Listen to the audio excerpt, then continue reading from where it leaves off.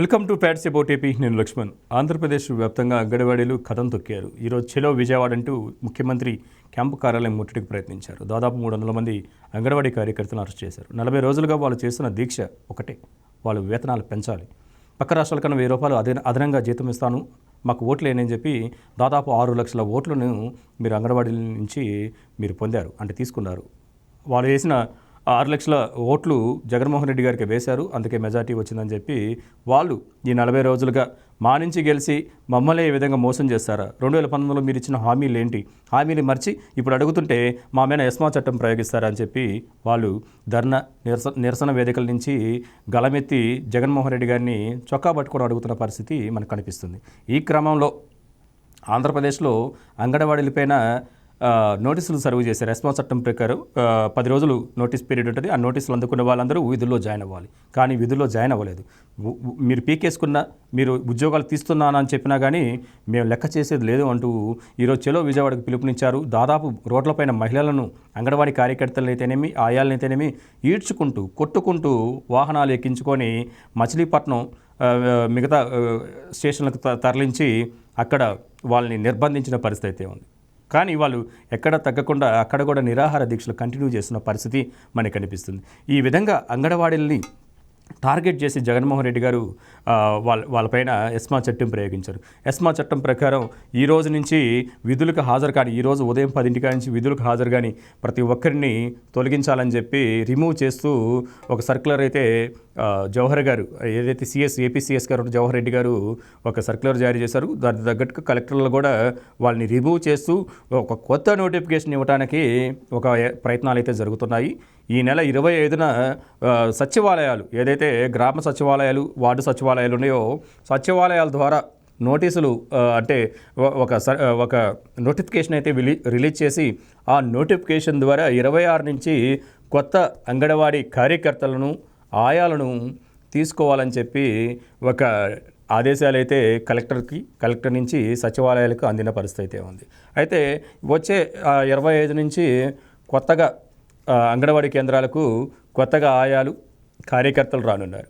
అయితే దాదాపు రాష్ట్ర వ్యాప్తంగా 1,50,000 మంది 55,000 చిల్లర ఉన్న అంగన్వాడీ కేంద్రాల్లో 1,50,000 అంగన్వాడీ కార్యకర్తలు అయితేనేమి, ఆయాలైతేనేమి పనిచేస్తున్న పరిస్థితి. వీళ్ళందరినీ ఒకేసారి ఎస్మా చట్టాన్ని ప్రయోగించి ఒకేసారి రిమూవ్ చేసి కొత్త వారి యొక్క నోటిఫికేషన్ ఇచ్చి కొత్త వారిని తీసుకునే ప్రయత్నాలు జగన్మోహన్ రెడ్డి గారు చేస్తున్నారు. ఇది నిజంగా సాహసమే. ఆ విధంగా జగన్మోహన్ రెడ్డి గారు స్టాండ్ తీసుకొని జగన్మోహన్ రెడ్డి గారు ఆ విధంగా ముందుకు వెళ్ళడం చాలా ప్రశంసనీయం. ఎందుకంటే ఆయన ఇచ్చిన హామీయే.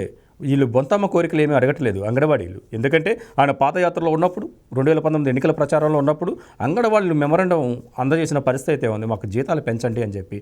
నేను వస్తే నాకయ్యా చెల్లెమ్మ, నేను వస్తే తప్పనిసరిగా 2019 ఏదైతే నేను ఇచ్చిన ఎన్నికల హామీ 6 నెలల్లో అమలు చేస్తాను, మీకు తప్పనిసరిగా దాదాపు పక్క రాష్ట్రంలో తెలంగాణలో కానీ మిగతా రాష్ట్రాలతో పోల్చుకుంటే మీది 1000 రూపాయలు వేతనం ఉంటుంది, మీకు రిటైర్మెంట్కి సంబంధించి అన్ని బెనిఫిట్స్ ఎంప్లాయీస్ లాగానే అందజేస్తా అని చెప్పి హామీ ఇచ్చిన పరిస్థితి. మరి ఆ హామీ ఇప్పుడు నెరవేర్చడానికి ఆయనకు వచ్చిన ఇబ్బంది ఏంటో అర్థం కాని పరిస్థితి. అందుకని అంగన్వాడీలు 40 రోజులుగా మొక్కవోని దీక్షగా ఎస్మా చట్టం ప్రయోగిస్తారన్నా కానీ లెక్క చేయకుండా వాళ్ళు చేస్తున్న దీక్ష జగన్మోహన్ రెడ్డికి తికమక పెడుతున్న పరిస్థితి, కాక రేపుతున్న పరిస్థితి కూడా కనిపిస్తుంది. అందుకే జగన్మోహన్ రెడ్డి గారు ఈరోజు కన్నెర చేశారు. ఈ రోజు నుంచి 1,50,000 మంది ఉద్యోగస్తుల్ని, ఏదైతే అంగన్వాడీలో పనిచేస్తున్న కార్యకర్తలు అయితేనేమి, సహాయకులుగా ఉంటున్న ఆయాలైతేనేమి, వీళ్ళందరినీ తొలగిస్తూ కొత్త వారిని తీసుకునే ఒక ప్రయత్నాలు అయితే సాగిస్తున్నారు. కానీ ఈ చర్య ఎంతవరకు సమాజం హర్షించదు, ఆంధ్ర రాష్ట్ర ప్రజలు క్షమించరు. అంగన్వాడీ కార్యకర్తలే కాదు, ఏపీ ఉద్యోగులు ఎవరైనా, అవుట్సోర్సింగ్ అయినా, కాంట్రాక్ట్ అయినా, పర్మనెంట్ ప్రభుత్వ ఉద్యోగులైనా వారి హక్కుల సాధన కోసం తప్పనిసరిగా వాళ్ళు నినదిస్తారు, ధర్నాలు చేస్తారు, ప్రభుత్వ వైఫల్యాలను ఎండగడతారు. కానీ మీరు చేస్తుంది ఏంటి అంటే, మిమ్మల్ని ప్రశ్నిస్తే ఉద్యోగాల నుంచి రిమూవ్ చేస్తారా? మిమ్మల్ని మీరు చేస్తున్న అకృత్యాలు, వైఫల్యాలు, మీరు ఇచ్చిన హామీల్ని అడగడం తప్పు. అలా అడిగితే మీరు ఏదైనా చేస్తారు అంటే దాడులు చేయిస్తారు, కేసులు పెట్టిస్తారు, ఉద్యోగాల నుంచి రిమూవ్ చేస్తారు. ఈ నిరంకుశత్వ నియంత్రణ పోకడలు ఇంకెంతకాలం? మహా అయితే 2 నెలలు. ఈ 2 నెలల్లో అంగన్వాడీలు మీ మీ మీ పార్టీ పైన మీ నాయకులపైన వాళ్ళ దెబ్బ ఏంటో చూపించరా? ఎలక్షన్లో చూపించరా? ఓటు ద్వారా చూపిస్తారు. ఓటు ద్వారా చూపిస్తే మీరు ఇంటికి పోతారు. ఎందుకంటే అంగన్వాడీలు చేస్తున్న 40 రోజుల దీక్ష యావత్ ప్రపంచం చూస్తుంది. దేశం కూడా ఆలోచిస్తే పరిస్థితి, పక్క రాష్ట్రాలు కూడా ఆలోచిస్తున్న పరిస్థితి. చిన్న 1,000 రూపాయలు పెంచడం, తెలంగాణతో పోల్చుకుంటే 1,000 రూపాయలు పెంచడం లేదు, 26,000 వాళ్ళు గౌరవ వేతనం అడుగుతున్నారు. సమాన పనికి సమాన వేతనం. అలా కాకపోయినా పక్క రాష్ట్రాల కన్నా 1,000 రూపాయలు ఉన్నాయి, నేను ఇచ్చిన హామీ అని చెప్పి 1,000 రూపాయలు పెంచడానికి మీరు వాళ్ళు నానా ఇబ్బందులకు గురి చేస్తున్నారు. కార్మిక సంఘాల నాయకులు అరెస్ట్ చేస్తున్నారు. కార్యకర్తలను అయితే ఈడ్చుకెళ్ళి జైల్లో పడేస్తున్న పరిస్థితి అయితే ఉంది. మీరు ఎంతమంది మీద కేసులు పెడతారు? లక్షల మంది మీద కేసులు పెడుతూనే ఉంటారు.